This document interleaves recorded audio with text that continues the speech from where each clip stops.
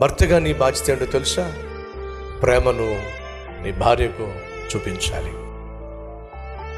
ఎప్పుడైనా మా సహోదరి అడుగుతున్నాను, నీ కూతురు కానీ కొడుకు కానీ నేను ప్రశ్నించాను, మమ్మీ ఎందుకు మమ్మీ నీకు డాడీ అంటే అంత ఇష్టం? అస్సలు డాడీ మాట జవదాడు. డాడీ అంటే నీకెందుకు అంత గౌరవం?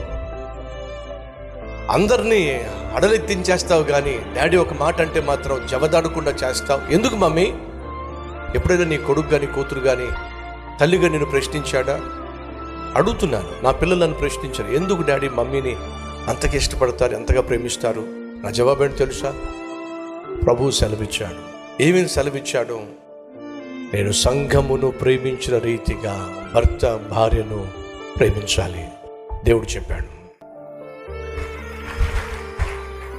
నేను ఏది చేస్తున్నానో దానికి ఆధారం నా ప్రభు అయిన యేసుక్రీస్తు. ఆయన సంఘాన్ని